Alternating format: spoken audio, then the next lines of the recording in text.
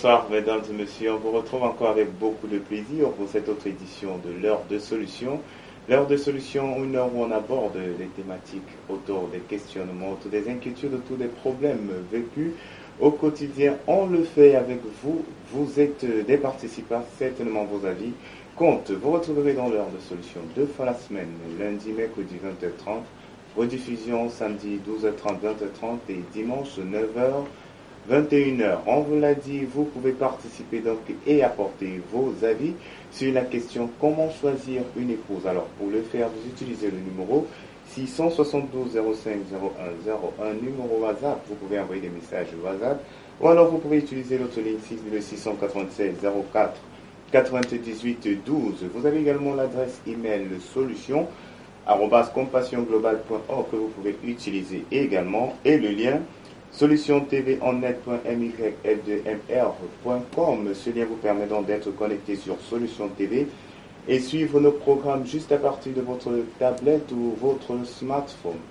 Alors nous allons encore accueillir une fois de plus sur ce plateau ce soir l'homme de Dieu, l'apôtre Samuel Kateu. Bonsoir apôtre Samuel. Bonsoir Franck Eddy, mesdames et messieurs, bonsoir. Ravi de vous savoir là encore pour cette autre édition de l'heure de solution.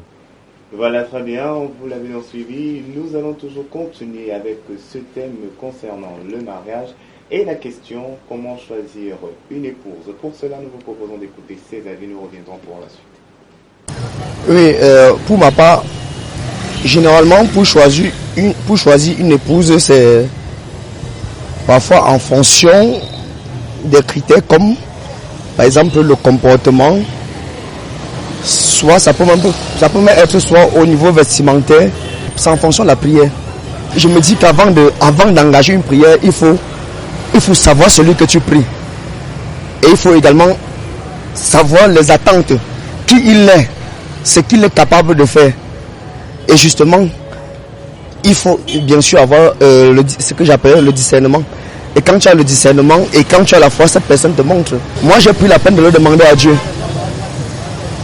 J'ai jeûné pour ça, j'ai prié pour ça, et Dieu m'a montré. Et aujourd'hui, tout se passe bien. Elle est avec moi, on prie ensemble, on loue le Seigneur. Si on ne connaît pas Dieu, je me dis, on ne va que se vouer à son instinct.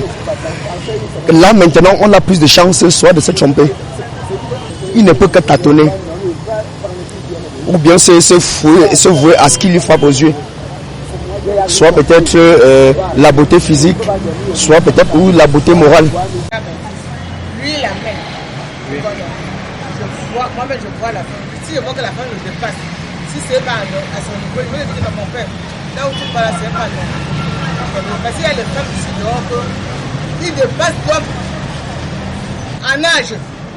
C'est là où je dis non, papa, c'est pas vous. Je ne suis pas moi là. Je refuse ça. Mais si la même femme que c'est son âge, ils ont même âge, j'accepte. Et je vois, il les donne.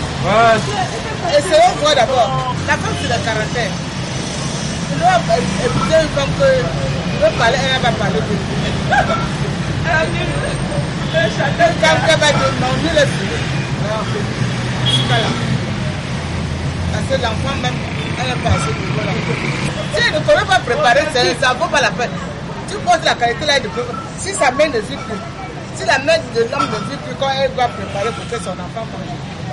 Tu ne vois pas. L'homme va toujours aller dehors. Là, on a bien tourné le coup. Il va caler là-bas. Il va caler là-bas. Et quand il amène celle qui est calée là-bas, là. Les femmes sont de qualité en qualité. Elle dit voilà ma mère. Elle va aller chérir la mère dedans. Elle fait ceci, laver ses habits, faire comme ça. Alors que ce qui est dedans le fait. Tu vas prendre la femme. Tu vas me donner la base de votre place. L'homme doit dépasser la femme en âge. C'est pas la femme qui doit dépasser. Mais d'autres dépassent l'homme en âge et leur donnent le respect. Tout ça, tu passes devant le respect là, tu t'accouches seul. Ici dehors, il y a les hommes qui aiment les femmes qui boivent, qui peuvent sortir chaque samedi, aller s'amuser. Peut-être les gens qui mangent encore en haut. Mais si tu trouves une femme qui aime rester dedans, préparer, vous mangez ensemble, mais ils n'aiment pas ça. Mais ceux qui aiment la vie responsable, ils sont dedans, ils préparent ce qu'ils ont, ils prend ça, ils mangent ensemble. C'est ça. Et vu le comportement de la femme sur la famille, il y a les hommes qui aiment les femmes dominent sur eux, peut-être tu as la femme domine sur toi de tous les sens. La femme n'est pas soumise. La femme prend le dessus sur toi. La femme n'aime pas quelqu'un de ta famille aussi. Bon, elle est là comme ça, juste pour prendre le dessus sur toi. Quand elle dit monte, tu montes. Descends, tu descends. Très bien, vous les avez donc suivis. Cette fois-ci, on va continuer avec le programme et nous allons nous tourner vers l'homme de Dieu. Homme de Dieu, un des intervenants est revenu sur ce point, parlant donc du comportement de la fille vis-à-vis de la famille. On revient donc avec cette préoccupation également, à savoir si l'harmonie entre la fille et sa future belle-mère est importante. Oui, je pense qu'on a eu à en parler. Bon, puisque ça revient, il s'agit de relations. Et les relations humaines ne sont pas faciles. Et le plus souvent, on parle des relations conflictuelles. On insiste sur le fait que il est difficile pour une femme de s'entendre avec sa belle-mère. Mais moi, je rappelle toujours une chose, la notion de vision. Deux personnes marchent-elles ensemble sans se concerter, sans s'être accordées? Et dans cette œuvre que nous avons eue en terminale, Terre des Hommes, l'auteur disait, s'aimer, ce n'est point se regarder l'un l'autre, c'est regarder ensemble dans la même direction. C'est très important. Parce que le plus souvent, les conflits qui naissent, c'est à cause des intérêts. C'est à cause, j'allais même dire, de la culture. C'est à cause de l'égoïsme. Mais si les gens, la belle-mère et sa belle-fille, regardent dans la même direction, ça veut dire quoi?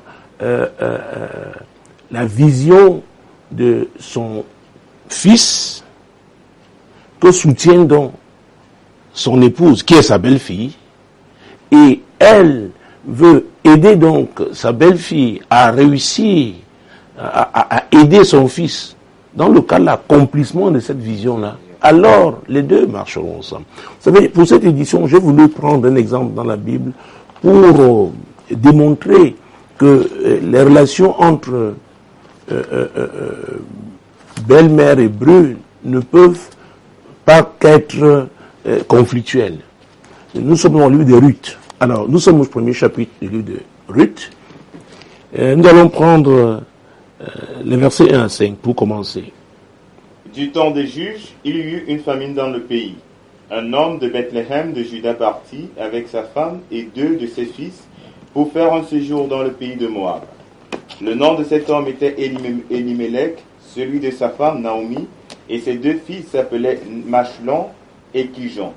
Ils étaient Éphratiens de Bethléem de Juda. Arrivés au pays de Moab, ils y fixèrent leur demeure. Elimelech, mari de Naomi, mourut et elle resta avec ses 2 fils. Il prit des femmes moabites, dont l'une se nommait Orpa et l'autre Ruth, et ils habitèrent là environ 10 ans. Machlon et Kijon moururent aussi tous les 2, et Naomi resta privée de ses 2 fils et de son mari. Voilà une histoire triste. Triste parce que quand on parle de migration aujourd'hui, il y a beaucoup de raisons. Une des raisons, c'est l'économie, la situation économique d'un pays. Et là, il y avait une famine. Donc ce monsieur, Elimelech, a décidé de quitter donc Bethléem pour se rendre au pays de Moab avec sa femme et ses deux fils. Il va mourir là-bas. Ses fils prendront des femmes moabites, eux aussi vont mourir. Donc, une situation difficile. Ruth, donc sa veuve, Naomi autant pour moi. Naomi, sa veuve, va se retrouver avec 2 jeunes veuves, les veuves de ses fils. Et c'est là que l'histoire donc commence en ce qui concerne la réponse, n'est-ce pas, à ta question. Donc, nous prenons les versets 6 et suivants.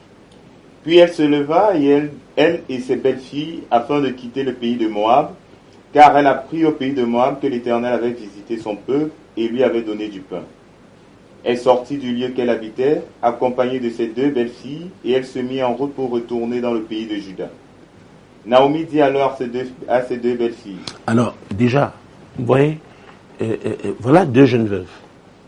Elles décident de suivre leur belle-mère, alors que leurs époux sont morts. Ça veut dire qu'il y avait de bonnes relations entre Naomi et ses belles-filles. C'est très important. Parce que on insiste toujours sur le négatif, mais l'important est cette chaîne, n'est-ce pas, elle est là pour montrer qu'il est encore possible de faire du bien. Qu'il existe encore des femmes vertueuses dans ce monde-ci. Oui, en Afrique, on les trouve. Au Cameroun, on les trouve. Partout, on les trouve. Et quand la Bible dit, celui qui trouve une femme, n'est-ce pas, a trouvé le bonheur. Et c'est une grâce qu'il obtient de l'Éternel. Et j'ai eu à le dire plus d'une fois, que Dieu tient à ce que nous réussissions dans ce qu'il nous a appelé à faire.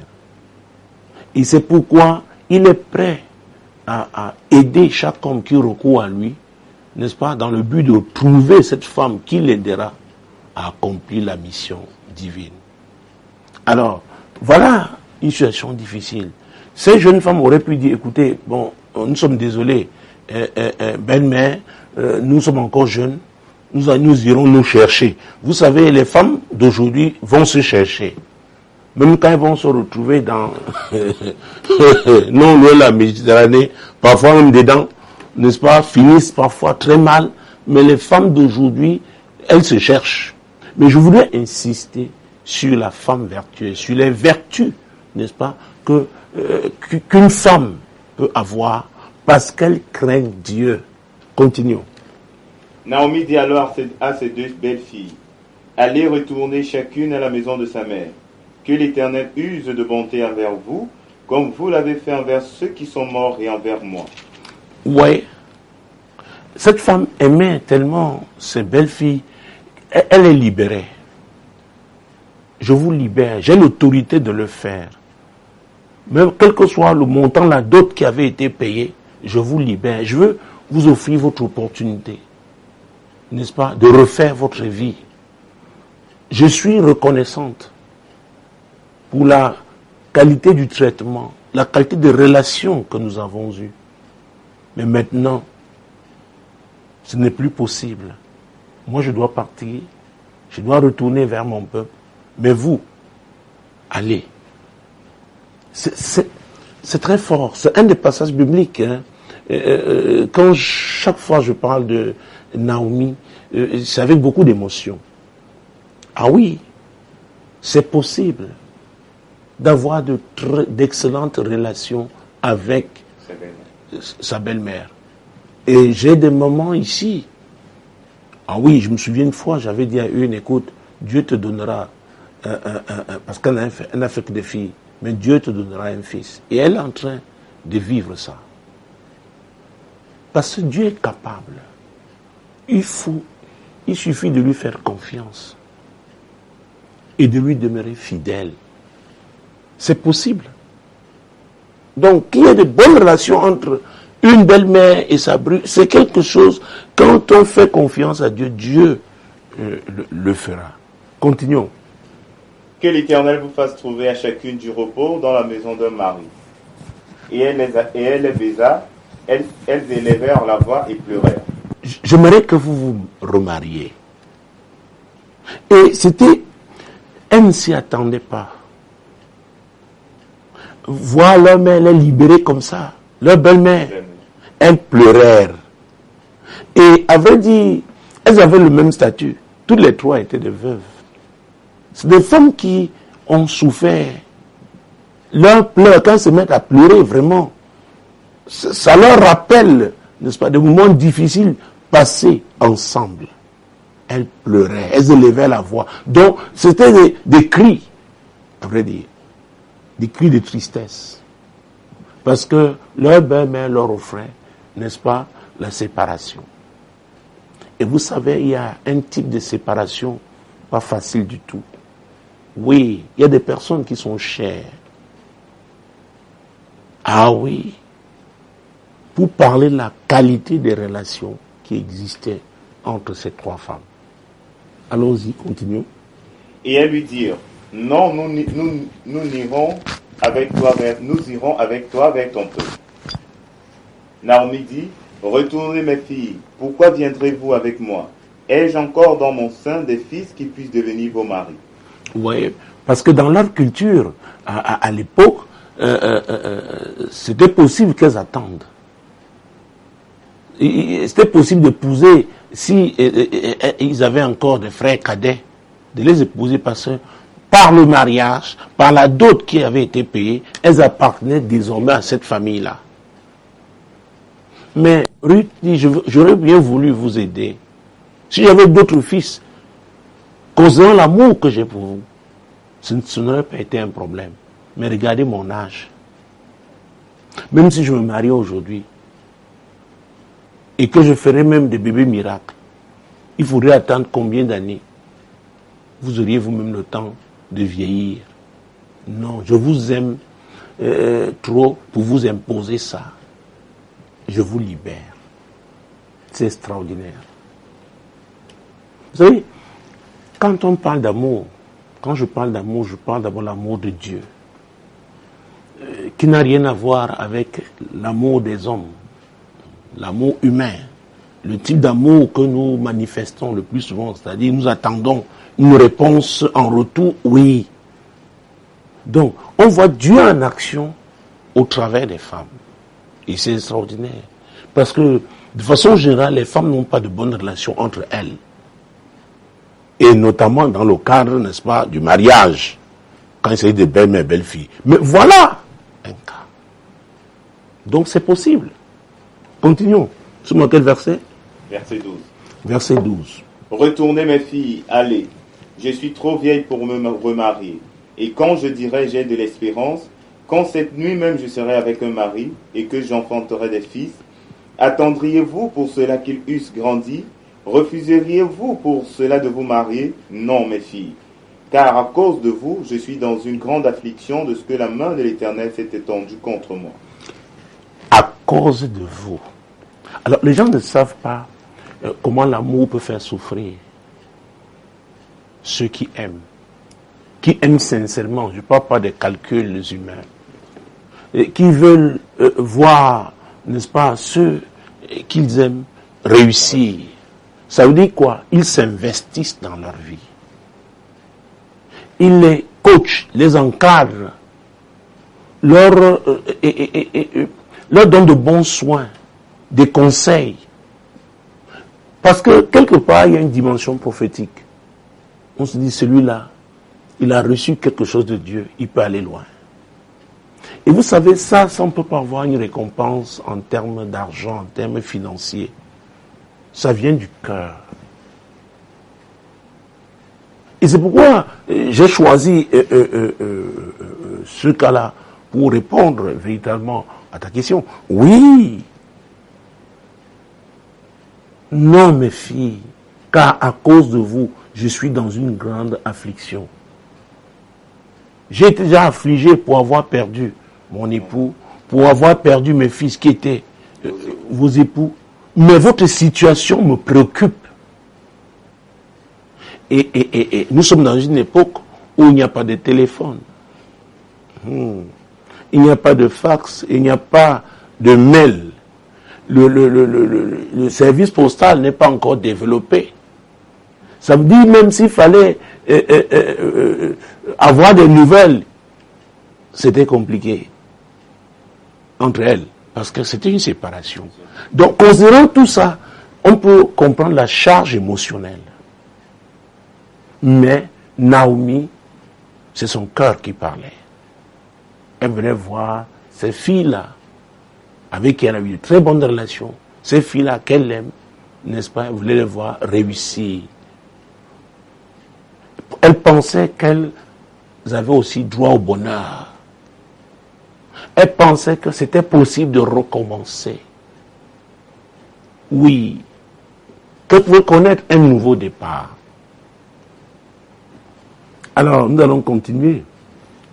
Et elles élevèrent la voix et pleurèrent encore. Orpa baisa sa belle-mère, mais Ruth s'attacha à elle. Naomi dit à Ruth, voici ta belle-sœur est retournée vers son peuple et vers ses dieux. Retourne comme ta belle-sœur.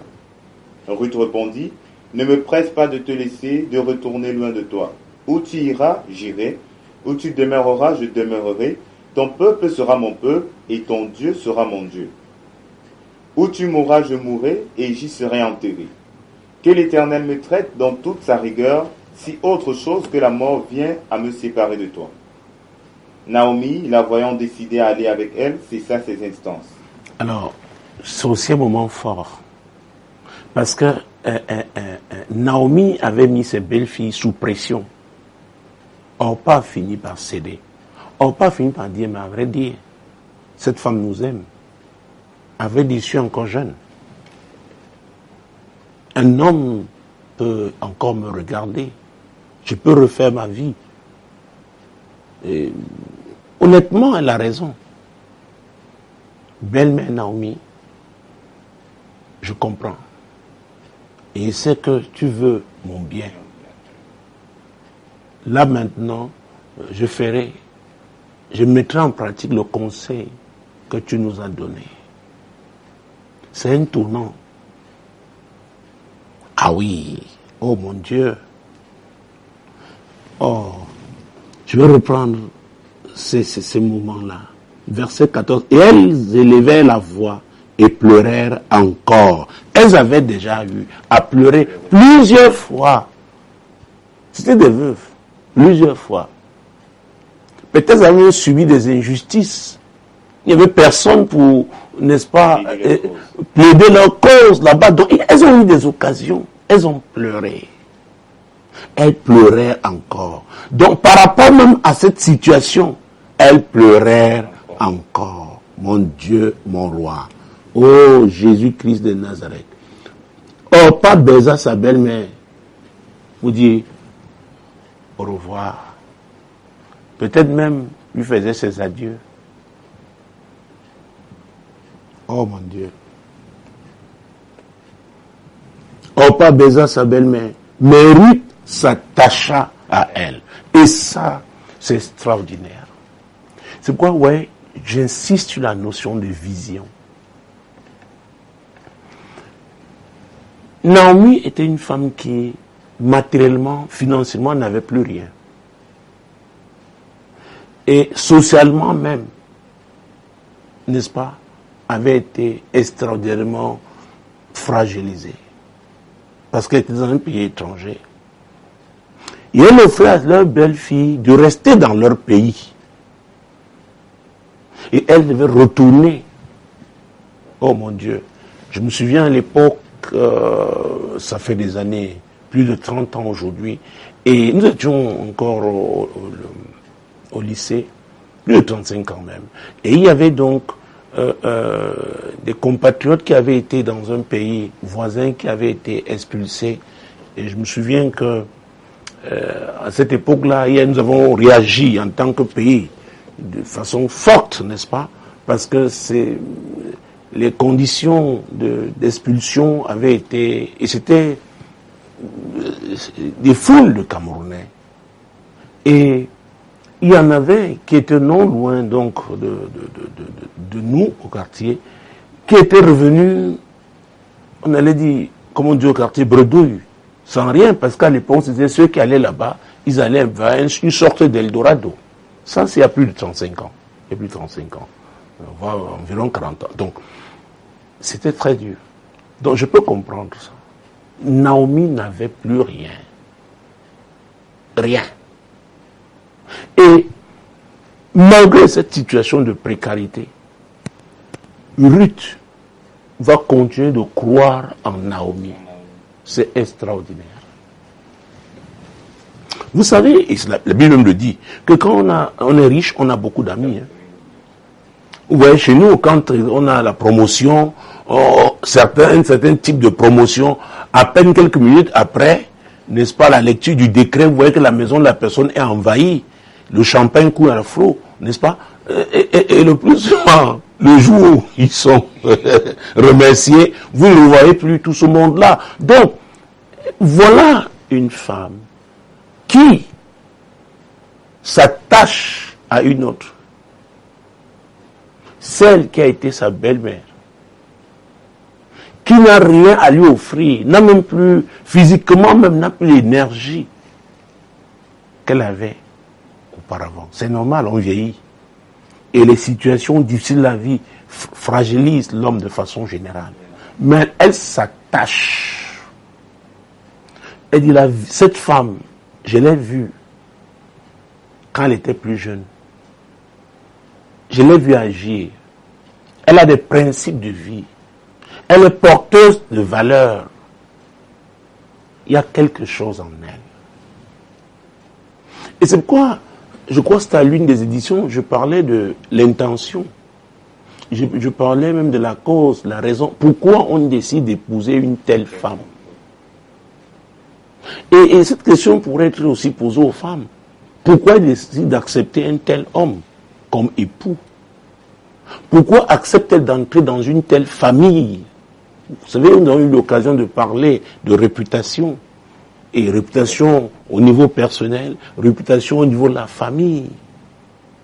Oui, parce que le mariage qui concerne deux personnes au premier degré, mais il y a d'autres acteurs, et on parle d'une actrice principale, la belle-mère. C'était ça la question. Oui, tout à fait. Ah, voilà. Elle s'est attachée à Naomi, une étrangère qui retournait dans son pays. Elle dit, je m'attache à toi, je crois en toi. C'est pourquoi j'ai l'habitude de dire qu'à vrai dire, chaque femme devait considérer son époux comme son champion. Oui. Et chaque homme devrait considérer sa femme comme la plus belle femme du monde. Sinon, comment justifier qu'avec la pléiade de femmes qui a, n'est-ce pas, comme on dit chez nous, là dehors, c'est-à-dire que dans la vie, dans le monde, pour ceux qui voyagent, n'est-ce pas? Pourquoi avoir choisi celle-là seulement? Il doit y avoir quelque chose de fort. Oui, quelque chose de puissant. Et c'est pourquoi je peux m'intéresser à Ruth.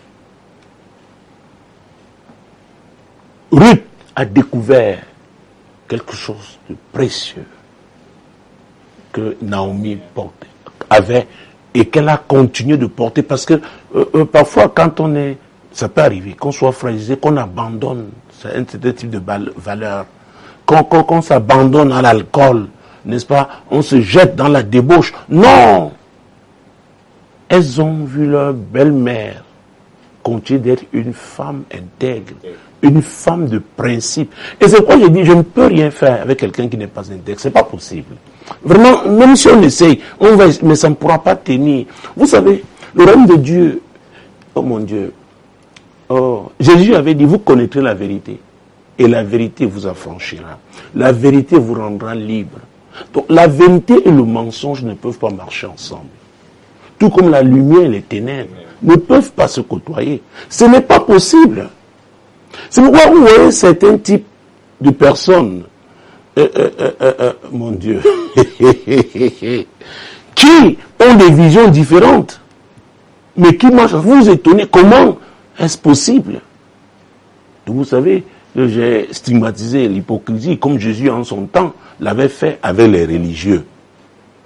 Et c'est une marque de la religion, l'hypocrisie.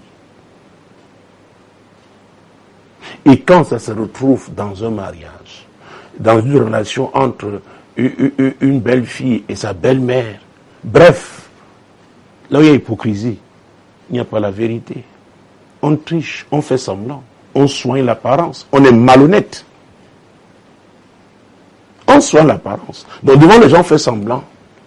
Mais à vrai dire, le fond, il peut m'arriver que le fond soit véritablement pourri. C'est pourquoi à certaines occasions, des personnes qui ne se sont pas parlé pendant des années peuvent se retrouver là pour paraître, faire semblant. Je ne dis pas que c'est toujours mauvais, mais je dis quand on est on parle d'alliance, parce que quand on parle de mariage, on entre dans le domaine d'alliance. Moi, je pense que ça, c'est clé. C'est une alliance. Dieu a dit, il n'est pas bon que l'homme soit seul. Il a dit, l'homme quittera son père et sa mère, il s'attachera à sa femme, et les deux deviendront une seule chair. Et on peut aller même plus loin. Penser aux défunts, c'est-à-dire les fils de Naomi. Peut-être ils ont porté les mêmes valeurs que leurs parents leur avaient inculquées. Peut-être c'est pour ça que ces filles ont été attirées. Oui. Mais même mort, Naomi a continué à vivre, n'est-ce pas, conformément à ses principes. C'est très important. Ah oui. Oh, Jésus-Christ de Nazareth. Nous étions à quel passage? J'étais en train de reprendre moi-même. Verset 15. Au verset 15, c'est ça. Voilà. Maintenant, oh. Naomi dit à Ruth, voici ta belle-sœur est retournée vers son peuple et vers ses dieux. Retourne comme ta belle-sœur. Comme. Écoutez, nous ne sommes pas des photocopies. J'ai l'habitude de le dire. Les gens peuvent prendre ça comme si c'est l'orgueil, l'arrogance. Je dis non. Il n'y a pas deux tâteux dans le monde. Comme il ne peut pas avoir deux Eddie, Franck Eddie dans le monde. Non, nous sommes chacun. Vraiment, chacun est unique. Et c'est pourquoi Ruth s'est attachée à Naomi. C'était une femme unique, particulière. Et elle va lui dire donc, mon Dieu, mon roi, verset 16, Ruth répondit, ne me presse pas de te laisser, de retourner loin de toi. Où tu iras, j'irai. Où tu demeureras, je demeurerai. Car ton peuple, oh mon Dieu, ton peuple sera mon peuple. Et ton Dieu sera mon Dieu. Je crois en toi. Je crois au Dieu qui est le tien. J'ai vu les principes de ces dieux dans ta vie. J'ai vu ces valeurs-là en action. C'est pourquoi l'Église a beaucoup de problèmes aujourd'hui. Surtout quand on parle alors ce qu'on appelle entre guillemets pentecôtistes. Nous disons nous avons le Saint-Esprit, nous prions en langue, mais quand on veut voir la pratique de la parole, n'est-ce pas, dans notre vie, et si ça se limitait seulement aux ouailles, n'est-ce pas, aux simples chrétiens, même au niveau des pasteurs. Ce matin, heureusement, j'ai pas vu ce coup de fil, et je ne pouvais même pas le voir parce que mon téléphone n'était pas à côté de mon lit. Donc, c'est dans l'après-midi que j'ai vu que la personne m'avait appelé. À peine je consultais donc mon téléphone, la personne appelle, me dit qu'elle a été réveillée par un pasteur.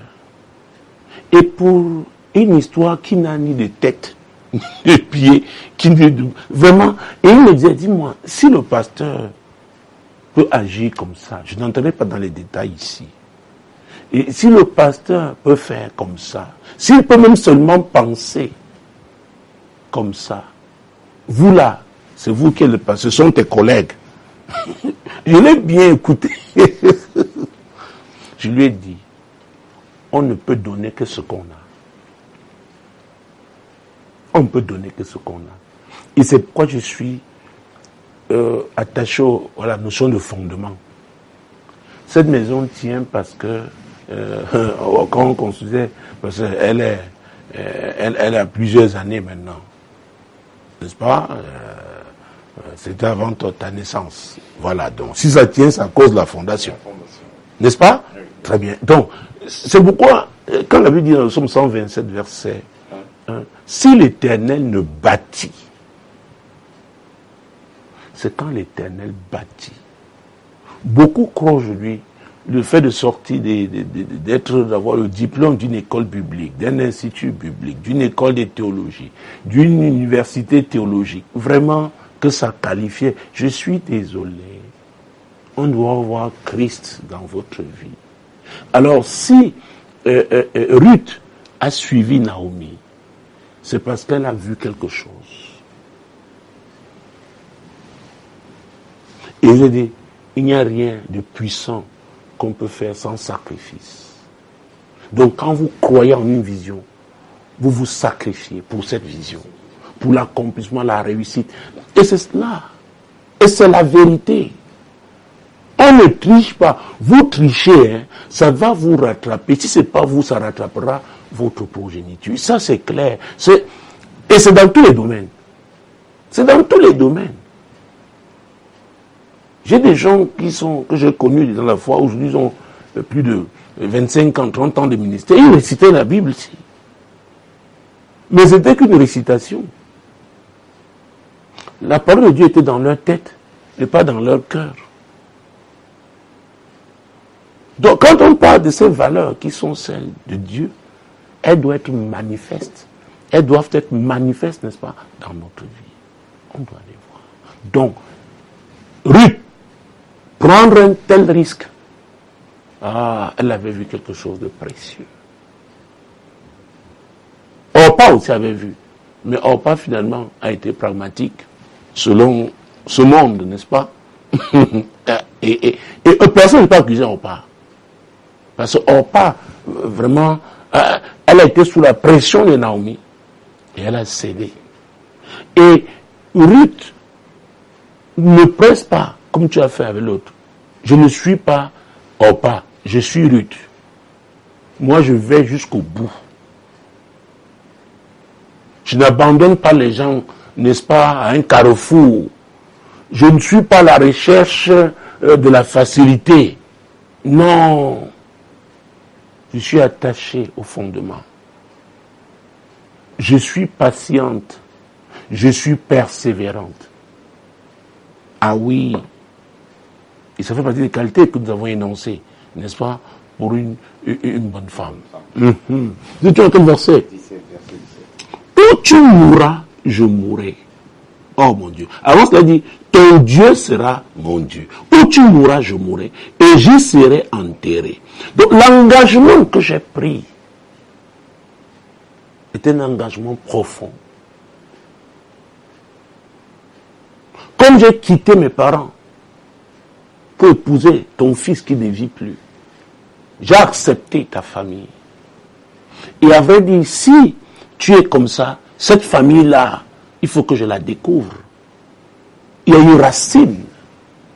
C'est pourquoi vous voyez des gens faire des longs voyages, n'est-ce pas, parce qu'ils vont à leurs racines. Nous avons vu des Noirs américains, n'est-ce pas? Nous avons vu des Noirs dans les îles qui, il y a eu une fois, la mission, comment on appelait ça? Oh, mon Dieu, mon roi. C'était une île très lointaine. Ils sont venus au Cameroun parce que c'était par rapport à leurs racines. Donc, Naomi retournait, elle dit non, je vais à la racine.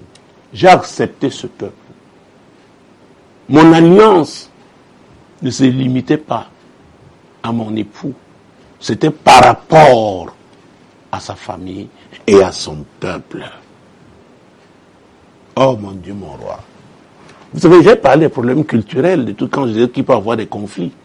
C'est-à-dire, elle a même accepté les valeurs culturelles, n'est-ce pas, qui étaient celles de la famille de son époux, pour parler de Ruth maintenant qui est demeurée seule avec Naomi. Donc ton peuple sera mon peuple. Là où tu seras enterré, j'y serai aussi enterré. Oh mon Dieu. Que l'Éternel me traite dans toute sa rigueur si autre chose que la mort vient à me séparer de toi. Je suis sincère, sérieuse dans mon engagement. Je ne joue pas.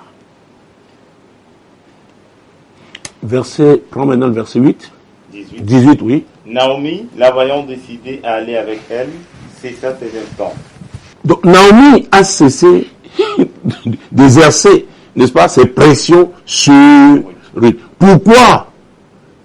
Elle a réalisé que Ruth était décidée, déterminée à aller avec elle. Donc rien ne pouvait l'arrêter. Alors, verset 19 et suivant. Elles firent ensemble le voyage jusqu'à leur arrivée à Bethléem.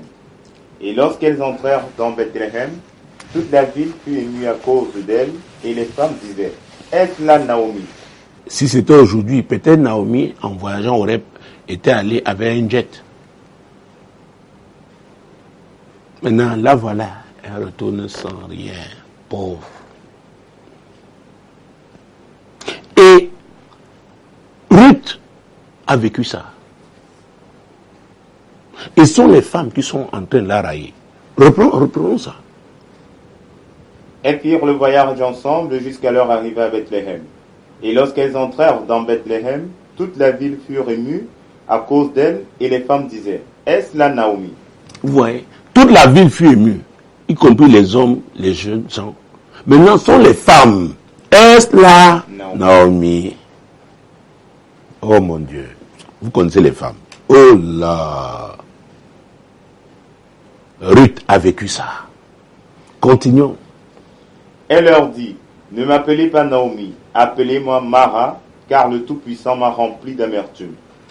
Oh mon Dieu, mon roi. Ça ne pas encore à la fin de l'émission, mais vous savez, il y a des situations dans la vie qui peuvent vous amener à changer vos déclarations. Ne m'appelez plus Naomi. Naomi veut dire douceur. Elle était reconnue pour sa douceur. Elle était reconnue pour ses qualités. J'ai parlé des vertus tout à l'heure. Elle dit maintenant, appelez-moi Mara. Oh, qui veut dire amertume. C'était terrible. À vrai dire, comment on l'appelle, Ruth elle-même, devait aussi être Mara. Elle était dans la même situation. Ruth a vécu ça. Continuons. J'étais dans l'abondance à mon départ, et l'Éternel me ramène les mains vides. Pourquoi m'appelleriez-vous Naomi, après que l'Éternel s'est prononcé contre moi et que le Tout-Puissant m'a affligé? Alors, mon Dieu, je voudrais m'adresser aux gens qui sont retrouvés ou alors sont engagés dans des mariages et ça a mal tourné. Vous êtes loin d'imaginer le type de moquerie, parfois même au sein de la famille. Parfois vous êtes obligé de retourner dans la famille et les gens vous disent des choses. Et c'est à cette catégorie-là que je voudrais m'adresser. Pour lui dire cette catégorie, ou alors pour leur dire, ces femmes, de ne pas jeter l'éponge, de ne pas perdre leur foi, si elles en avaient en Dieu. Et si elles ne l'avaient pas, c'est le moment. Cette occasion, ces moments de tristesse, de désolation, peuvent être des moments, des situations qui vont les pousser à s'engager, à avoir une relation certaine avec le Seigneur. C'est très important. Ah oui, beaucoup ont connu le Seigneur à l'occasion de certaines épreuves. Je sais de quoi je parle, parce que je suis passé par là. Vous comprenez? À un moment où vous vous dites, bon, qu'est-ce qu'il me reste à faire? Vous regardez, il n'y a que Jésus. Parce que tous les repères de la vie que vous aviez, en lesquels vous avez confiance, vous réalisez que ça ne peut pas vous aider. C'est de la vanité. Et en ce moment-là, seulement, quand vous réalisez qu'il n'y a que le Seigneur, alors abandonnez-vous. Abandonnez-vous entre ses bras. Les gens diront que c'est à cause des problèmes. Ce n'est pas votre problème. Vous, c'est une affaire d'engagement. Et c'est pourquoi la situation de ces deux femmes nous intéresse, parce qu'il s'agit de deux femmes qui avaient des qualités particulières. Ruth était véritablement une engagée. Elle dit, s'en va, je te suis. Je te servirai. Oh mon Dieu, mon roi. Oui. Parce que c'est que tu n'as plus assez de force. Mais je me battrai pour que tu finisses ta vie dans la dignité. Il y avait beaucoup de choses dedans. Il y avait même un type de challenge. Et des challenges qui avaient un fondement, la conviction de Ruth. C'est très important.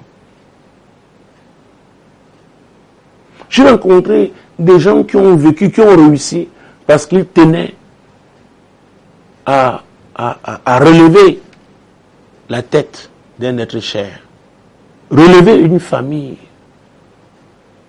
relever un groupe. C'est pourquoi il y a des niveaux d'opération. Ce n'est pas vous qui comptez. Le bonheur des autres vous rend joyeux. Alors vous devenez comme un agent d'opportunité. Quelqu'un que Dieu a placé là pour servir. Et c'est extraordinairement encourageant quand on voit des gens qui quittent la boue, qui quittent la misère. Les gens dont le statut change à cause, n'est-ce pas, de votre modeste personne. Et vous vous considérez comme un privilégié. Mais c'est un privilège que de servir. Je vous assure, c'est un privilège. Et c'est pourquoi on ne triche pas. On ne fait pas semblant. Non. Parce qu'on se donne, on se sacrifie. Et qu'on atteint ces objectifs-là, qui ne sont pas des objectifs, n'est-ce pas, égoïstes, on a une satisfaction, n'est-ce pas, surnaturelle. C'est une satisfaction qui vient de Dieu. C'est Dieu qui est content.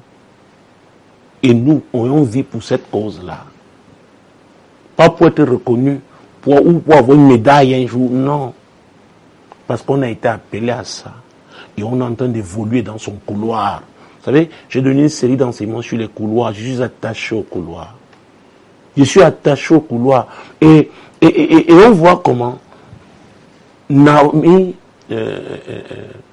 Orpa, Ruth, qui étaient toutes des veuves. Mais Ruth et Orpa n'étaient pas dans le même couloir.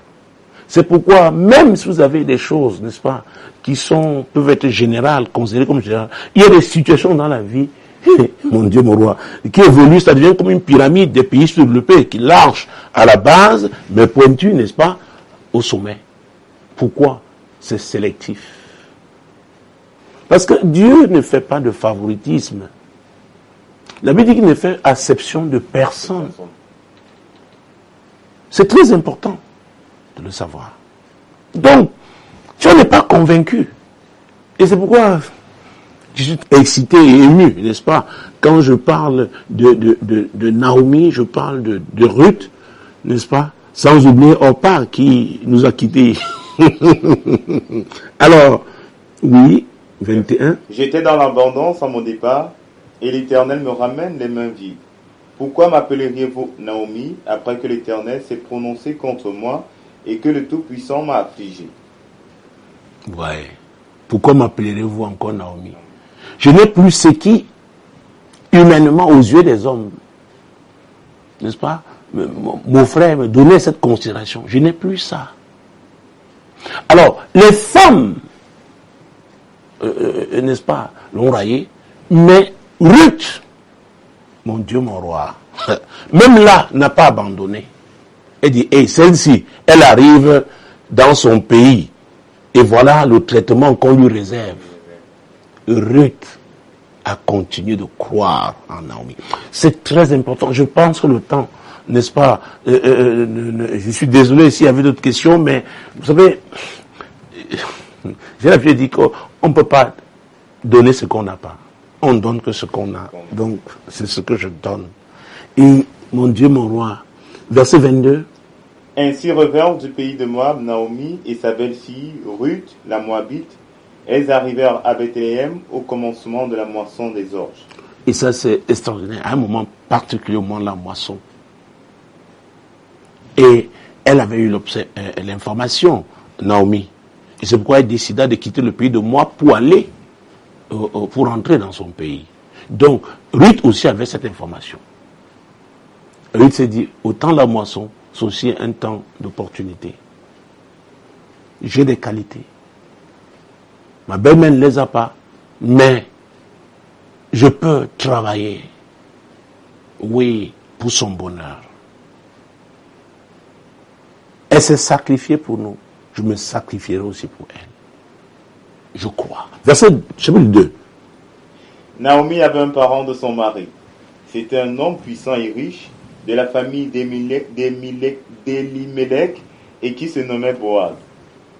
Ruth la Moabite dit à Naomi, « Laisse-moi, je te prie, aller glaner des épis dans le champ de celui aux yeux duquel je trouverai grâce. » Alors, laisse-moi, je te prie. Elle était sous autorité. Elle a demandé la permission à Naomi. Une femme soumise. Et c'est très important. Parlons de la soumission. Elle dit, laisse-moi, je t'en prie. Oh mon Dieu, mon roi. Eh, oui.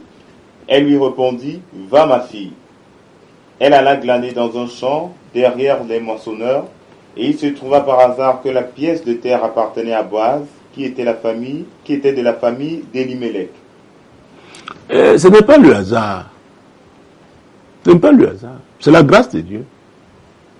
Et c'est pourquoi le caractère pousse les gens vraiment à accomplir leur destinée. Elle était soumise. Elle a demandé l'autorisation. Et elle lui a dit, va ma fille. Elle a eu la bénédiction d'une femme qui craint Dieu.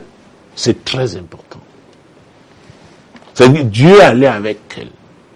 Elle ne connaissait pas les différents champs. Mais là où l'Esprit de Dieu l'a conduite, c'était chez Boaz, qui était un homme riche. Et on n'a pas le temps parce que je pense qu'au verset 1, la Bible a déjà dit, nous a parlé au verset 1, oui, de Boaz, qui était un homme puissant, n'est-ce pas, et riche, et de la famille d'Elimelech. D'accord? Très bien. Alors, Jésus-Christ de Nazareth. Verset 4. Et voici, Boaz vint de Bethléem, et il dit au moissonneur, « Que l'Éternel soit avec vous. » Il lui répondit, « Que l'Éternel te bénisse. » Et Boaz dit à son serviteur chargé de surveiller les moissonneurs, « À qui est cette jeune femme ?» Le serviteur chargé de surveiller les moissonneurs répondit, « C'est une jeune femme moabite qui est revenue avec Naomi du pays de Moab. » Oui. Elle a dit, « Permettez-moi de glaner et de ramasser des épis entre les gerbes, derrière les moissonneurs. » Et depuis ce matin qu'elle est venue, elle a été debout jusqu'à présent et ne s'est reposée qu'un moment dans la maison. Alors, regardez, mon Dieu, mon roi. Qui est cette jeune femme? Peut-être Naomi, son style vestimentaire n'était pas comme celui je parle de Ruth, n'est-ce pas, des gens de Bethléem, des gens de Juda.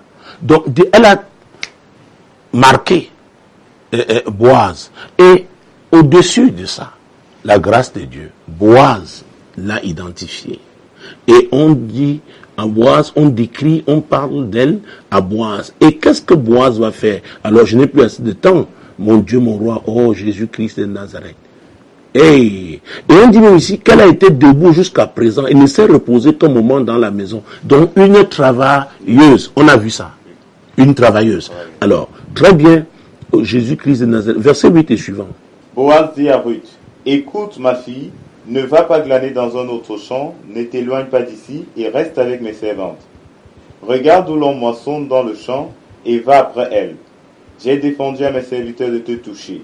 Et quand tu auras soif, tu iras au vase et tu boiras de ce que les serviteurs auront puisé. » Vous voyez la faveur divine.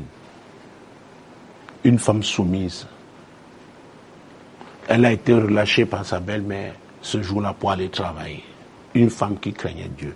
Et si on prend le verset 11 et suivant, Boaz lui répondit, avance à verset 10. Alors elle tomba sur sa face et se prosterna contre terre et elle lui dit, « Comment ai-je trouvé grâce à tes yeux pour que tu t'intéresses à moi qui suis une étrangère ?» Moi qui suis une étrangère, tu t'intéresses à moi, à ma petite personne. Vous voyez ça? La femme vertueuse.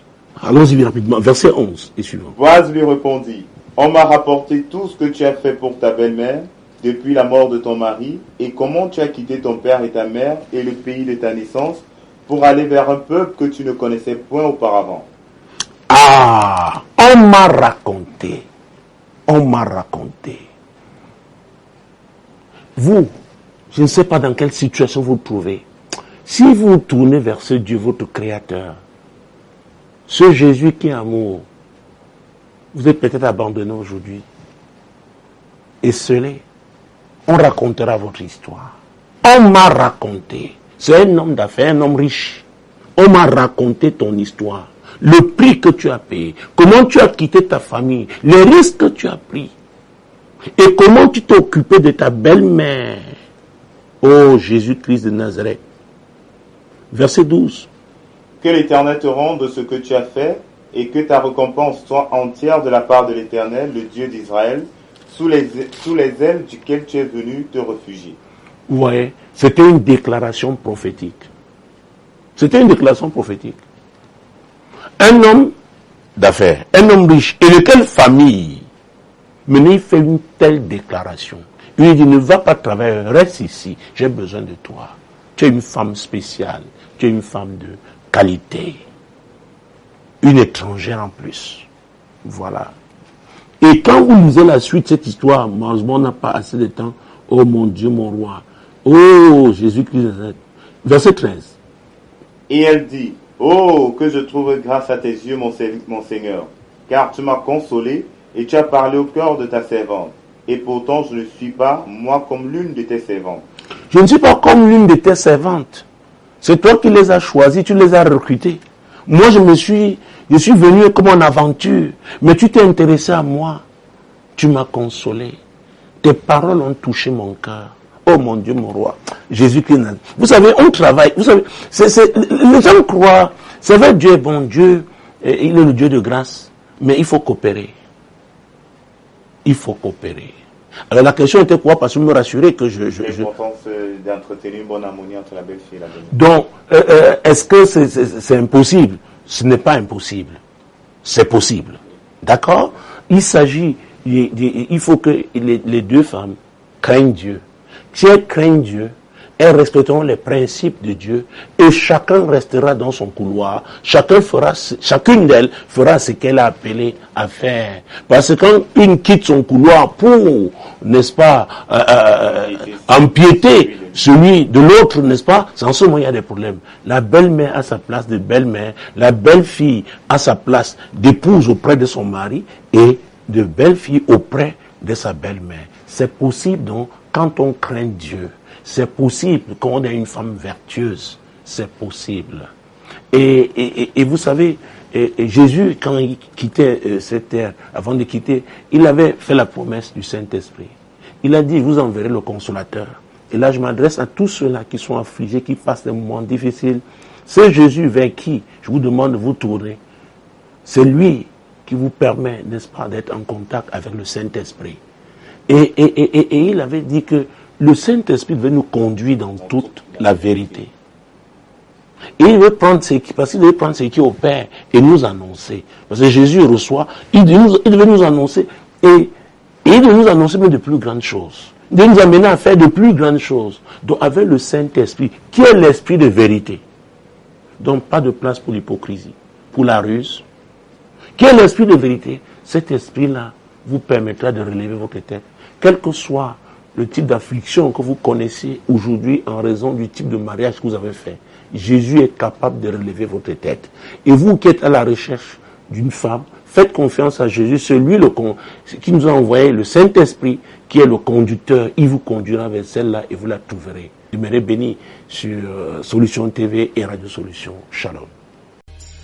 Quand il descend, oui, tout s'arrête. Il y a transfert entre ciel et terre.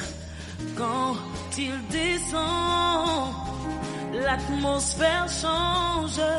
Il y a transfert entre ciel. Quand il descend, oui, tout ça.